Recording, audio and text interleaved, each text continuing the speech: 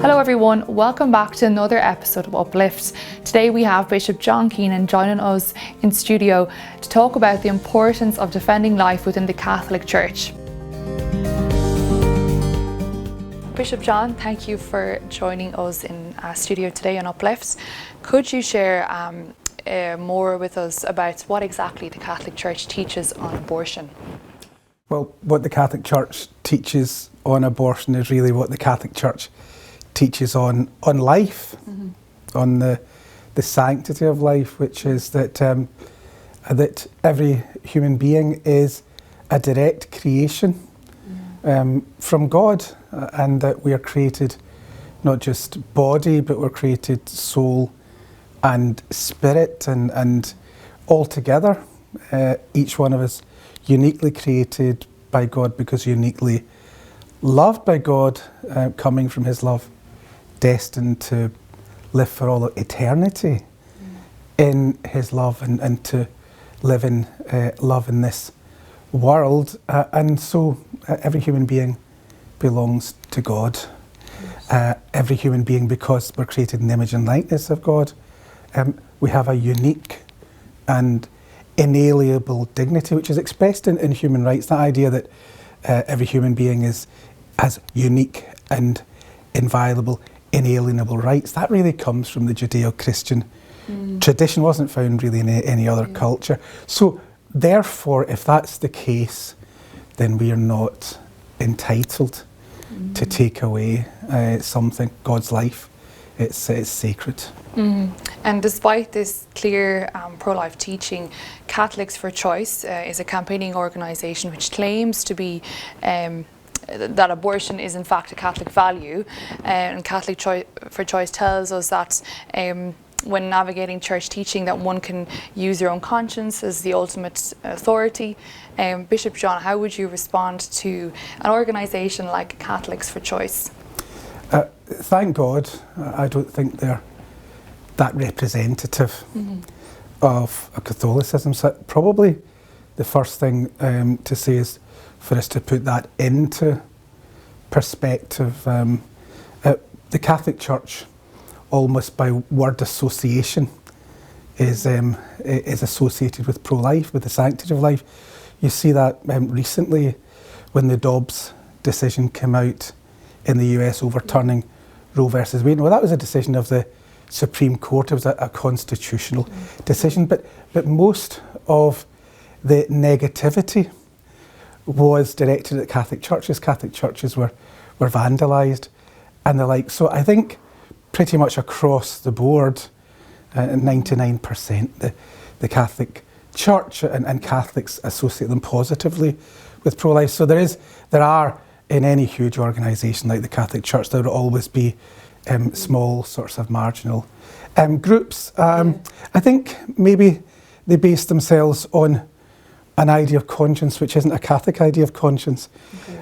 Conscience doesn't mean that I am entitled to think what I like and to do as I please. Conscience is a much more weighty thing. That conscience is about the search for the truth that as Catholics we expect to find in God's word, which is mediated through the church. So I think at the heart of these kinds of groups is probably a catechetical thing, maybe for them to understand a little bit more what's the true nature of conscience and what's a false idea of it. False idea, indeed. And what advice would you give to a Catholic person who does have pro-abortion beliefs? So that's, I think, what you might find among some Catholics would be a kind of a softer thing. You wouldn't find many, I don't think, who would be saying I'm a Catholic for choice and joining one of those organisations. But certainly, because there is a very, you could call it a relentless media position, which really essentially will focus quite often on hard cases, which thank God are quite exceptional. They'll talk about things like rape or incest or things like that, where someone becomes pregnant through that or underage or what have you. You know, thank God those are less than 2% of abortions. 99% of abortions aren't about those things. But I think what I would say is to Catholics who might wonder or worry about things like rape or incest, I would say, look, there's always a better choice than abortion. Nobody, virtually no one, thinks abortion is a good thing in itself. Many people will say it's a necessary evil. Well, if it's a necessary evil, let's do all we can to take away the evil. Let's work as hard as we can to provide women in difficulty with a better choice than abortion. Many women say, if I had a better choice, I'd have taken it. True, indeed. And so abortion is, of course, a controversial issue which divides opinion. I think it is the impression that some priests avoid discussing abortion in case they alienate parishioners or cause tension in their parish. Do you believe that this is the case? I think one of the things I think it's a good thing for us to understand. Certainly when I was a parish priest, this certainly became obvious to me that the parish is much bigger reality than Mass or in the homily. So there's lots of different ways as a parish priest in a parish you can promote the sanctity of life and the pro-life message. You can establish a pro-life group in your parish for those who want to be involved and those who want to get involved. Many parishes, my cathedral parish, once a month has a pro-life coffee morning on Sundays. And the message is always, isn't it, in the parish, that message, which was a lovely message from the Irish pro-life movement. We love them both. So pro-life means to have a parish that's maybe raising money for a layette, for a new baby, doing work maybe to help the pro-life initiative, the cardinal winning pro-life initiative, for women who want to have their babies but needs special help. To have lots of different things on in your parish, which maybe not necessarily associated with coming to Mass, and then, but also, this is also a political issue. So those things are all important, but really to try to get across to Catholics in the wider context of Catholic social teaching, that the social teaching of the Church goes from being pro-life to being anti the death penalty, to be anti-nuclear weapons. It's all one seamless web, and I think if we try to get that in the context of the seamless web of Catholic social teaching, then we can have this context for pro-life, which is in the wider context of the gospel value of life. Indeed. And what advice would you give to priests on how to integrate the pro-life advocacy into their homily? Well, so the thing about it is the people are never really at peace if they think there's something that the priest isn't speaking about. We don't, the Catholics don't like elephants in the room. They don't like to think there's something we're all not talking about. Now, having said that, they can be disappointed if it's spoken of badly. So I think, as Pope Francis says, if a priest has the smell of the sheep, then he really understands who's in front of him. He knows them personally. He may well know their situation. So to know the people and then to speak well on a subject, any priest who's speaking about pro-life issues will be aware just simply by the statistics in the country. I mean, sadly, this year we reached 10 million abortions in the United Kingdom since the Abortion Act. So the chances are that there may be parishioners who are in front of you as you're preaching who are affected by abortion. But number one, mercy. Number one, that God is full of mercy, and that leads to hope. There could be a number of survivors of abortion, male or female, in the congregation, who are hurting terribly, terribly. And when we're silent about it, we're not helping them. So it's to find a way of speaking about it, which gives them hope of healing, and then again in the wider context of the parish to be able to introduce things like Rachel's Vineyard, which is a terrific healing ministry for women who who are post-abortive, which is led by women who are post-abortive and who give a good testimony of how they found healing and were able then to be useful instruments of the pro-life movement. Yes, indeed. And abortion advocates are really desperate to try and stamp out pro-life presence from society. You know, abortion activists in Scotland are attempting to ban pro-life vigils, and even more extreme than that, Bournemouth Council is trying to ban specific forms of prayer near abortion facilities, including audible prayers, genuflection, even making the sign of the cross. Why do you think abortion advocates want to ban pro-life vigils? And more so, what do you think of Bournemouth Council's specific targeting of Christian prayer? Well, when I was at university, not yesterday, not the day before, in the 1980s, and I was studying law and the philosophy of law, and the number one reality that was really drummed home to us was the right to freedom. Right, the right to freedom of speech, freedom of association, freedom of expression. That time was just post the Cold War. It wasn't even post the Cold War, it's the mid-80s. And the West always saw itself as over and against Soviet communism, that it saw as oppressive and totalitarian denying freedom. And so in the West, we said, we are not like that, right? We are not like that, because in the West, you're free.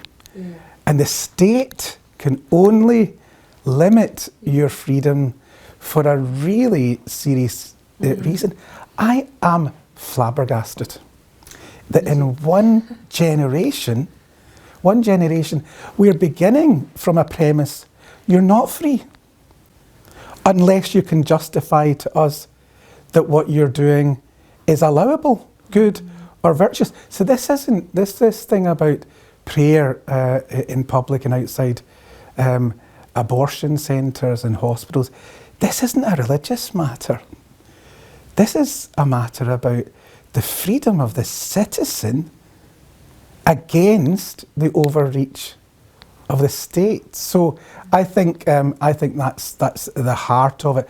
So I don't really speak about prayer so much. I wouldn't say that Bournemouth Council is attempting to outlaw prayer. Okay.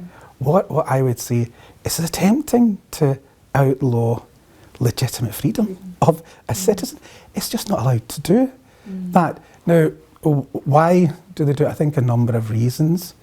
Anyone's guess. I do think that the way it is set up, this narrative is set up, it's almost as though, initially it was set up as though the pro-life vigils were harassing women who were going to for abortions. In fact, you'll see now that the debate is moving away from that, because not by any stretch of the imagination can it be legally defined as harassment. And so now they're looking for, because there's lots of legislation that deals with harassment. The police aren't looking for any more powers to deal with these vigils. So now they've moved further. They're saying, okay, it's not harassment, but you shouldn't hurt the feelings of the women. Now, in Glasgow, it wasn't women who were going to the hospital who made the complaint. It was medics in the hospital. Okay. And I think what's happening is that there are some parts of the medical profession who are, I think that the vigils are beginning to get to their conscience. And I just think they wish they weren't there. That's a good point. And I think that's as much as anything to do with it. Yeah, that needs to be said more, I think. And despite holding pro-life values, there are many Catholics who are fearful about publicly expressing their views or getting involved with pro-life advocacy work. What advice or words of encouragement would you give to those who are pro-life but struggle maybe to get involved with pro-life advocacy? So, I think St Thomas More is always my great example, isn't he? Thomas More I mean, I think what drove St. Thomas was the truth, that he could never abandon the truth, the reality of things, but his method was, number one, prudence, that he wouldn't do anything that was imprudent. So I'd probably say, number one, if you are pro-life, first of all, be prudent. You know, don't put yourself, try to avoid a situation where you unnecessarily put yourself in harm's way, right? So maybe, you know, just to be aware of that. But once you have done that, so watch the sort of social media posts that you might put up, just in case someone out there is going to report it to your employer, and it could get you into all sorts of difficult situations. So be aware of your rights. There have been a couple of cases recently that have gone through the UK courts that have now clarified what's legitimate to post and what's perfectly. So be aware of what's legitimate to post, and I mean legitimate, that there's not going to be a comeback.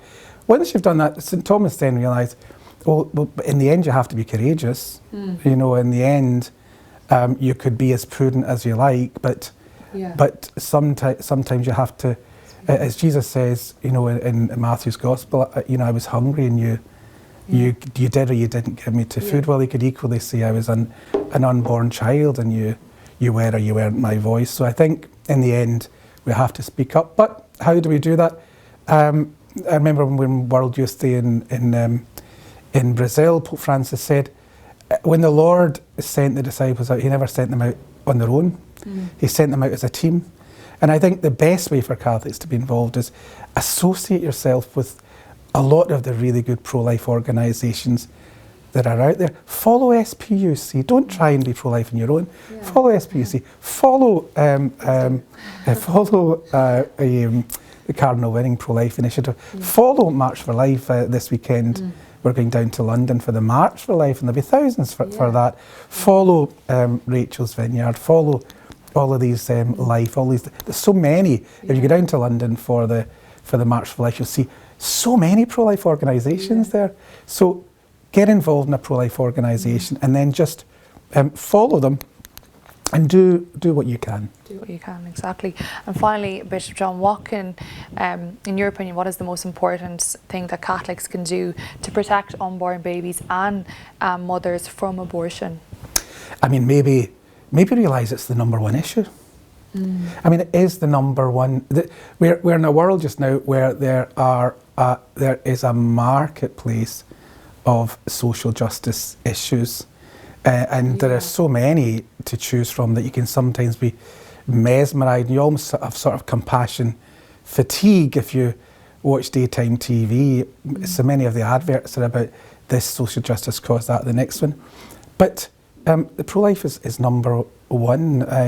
If you don't have a right to life, every other right is meaningless. I remember when I was growing up as a teenager, and there's lots of things that I was questioning about the church and theology, you know, as young people do. But I've honestly got to say, maybe this is just me, one that I never questioned was pro-life. It just seems so logical to me.